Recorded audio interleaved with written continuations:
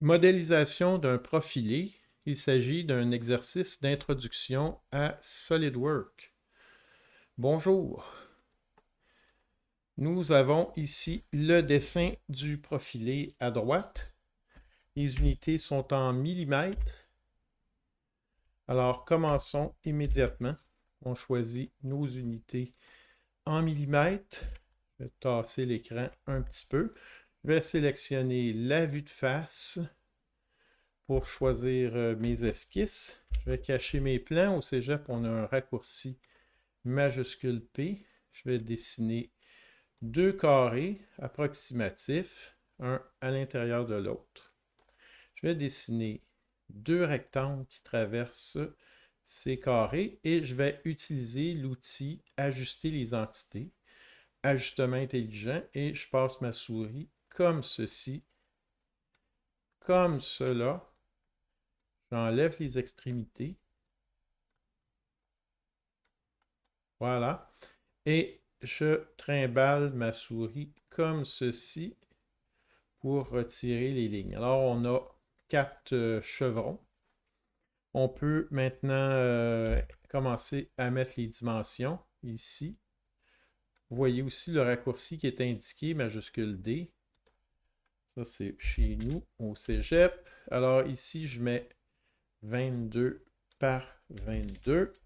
L'intérieur est de 20 par 20.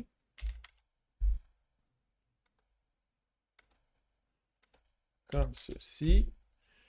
Si jamais, quand vous tracez, ça déborde, vous pouvez redéplacer le dessin pour le réajuster un peu. Maintenant, on positionne l'objet. Alors, la mesure, c'est 11. Et l'autre mesure ici, c'est 10. Même chose dans l'autre sens. Vous avez remarqué que j'ai utilisé un rectangle sans le centre prédéfini.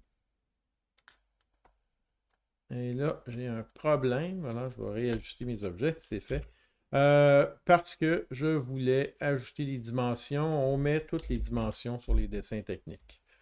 Par contre, on n'aura pas besoin de les répéter sur les deux côtés puisque la pièce est carrée. Maintenant, la distance entre les ouvertures ici, c'est de 8 mm. Je sélectionne les lignes, j'indique 8. Et regardez en bas, ça suit parce qu'on a découpé à partir d'un rectangle. Je fais la même chose ici, 8. Et je dois venir les centrer.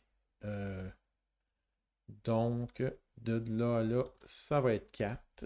Et même chose ici. Bon, notre objet est fait.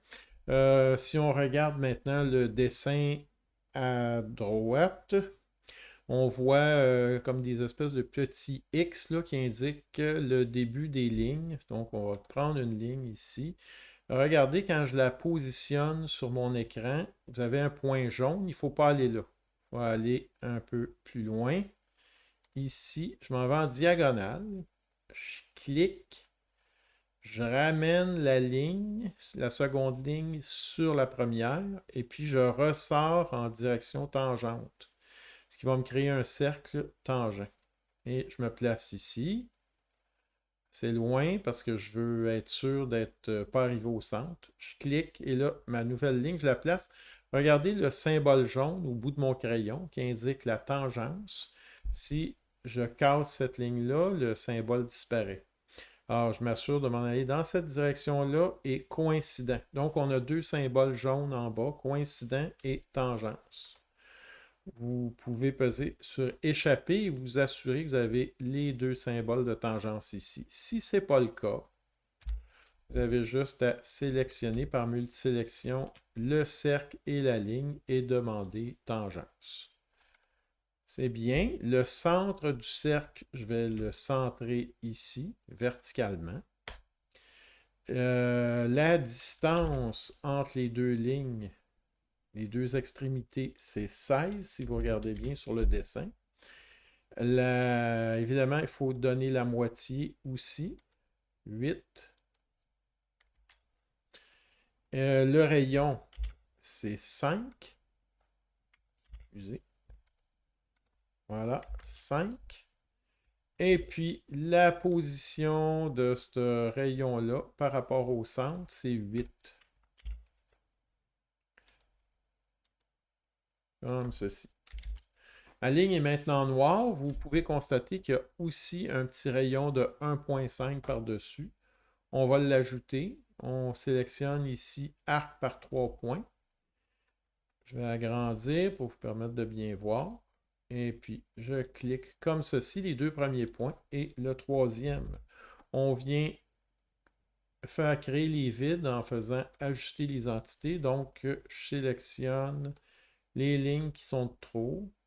Et comme ceci. C'est fait. Le rayon de cette courbe-là, c'est 1,5. Voilà. Évidemment, il est centré avec le centre de la pièce, vertical.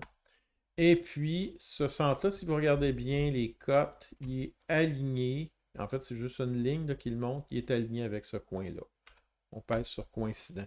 Quand l'esquisse est noire, c'est ce qu'il faut. Ça indique que l'esquisse est complètement contraint. Alors, au lieu de redessiner ça 4 fois, on va le répéter. Alors, vous allez ici dans Répétition circulaire.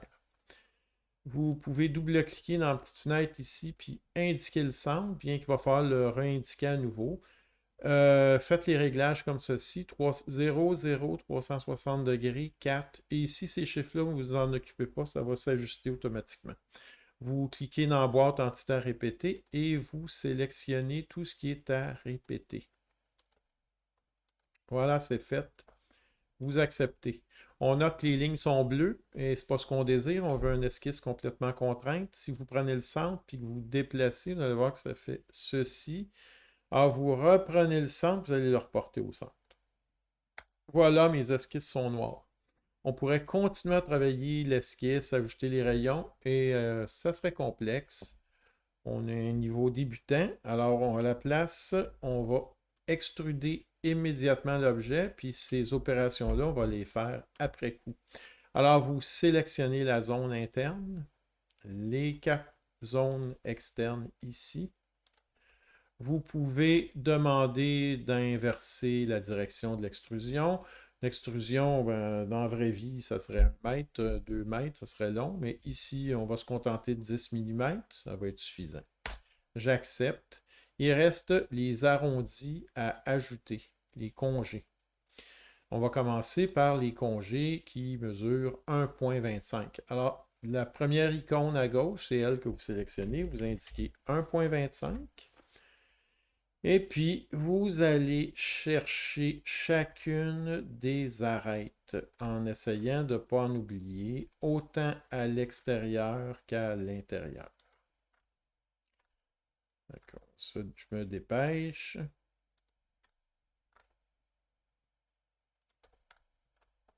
Là. Voilà. Ici. Ici.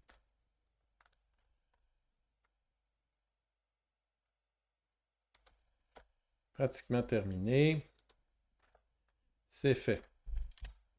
Bon. Maintenant, on a des arêtes à 0,4. Alors, on refait l'opération. Vous pouvez faire seulement appuyer sur Entrée pour avoir encore accès à l'opération. Puis cette fois, indiquer 0,4. Alors, ceux-là sont situés ici. Comme ceci. Et puis, je vais vous montrer ce qu'on fait si on arrête l'opération trop vite puis qu'on en a oublié. Admettons que j'aurais oublié l'arête qui est ici. Je clique. Alors, dans ces cas-là, on ne retourne pas à la commande. On retourne sur l'opération qui est indiquée à gauche. On clique dessus et on fait éditer la fonction. Et puis, je clique ici. Voilà, j'ai corrigé mon erreur. Il me reste les petits arrondis de 0,25. 0,25. Et puis, je les sélectionne, les 8 coins. 2, 3, 5, 6, 7 et 8. C'est terminé. Nous passerons à la prochaine étape, la réalisation préliminaire du dessin technique. Merci beaucoup.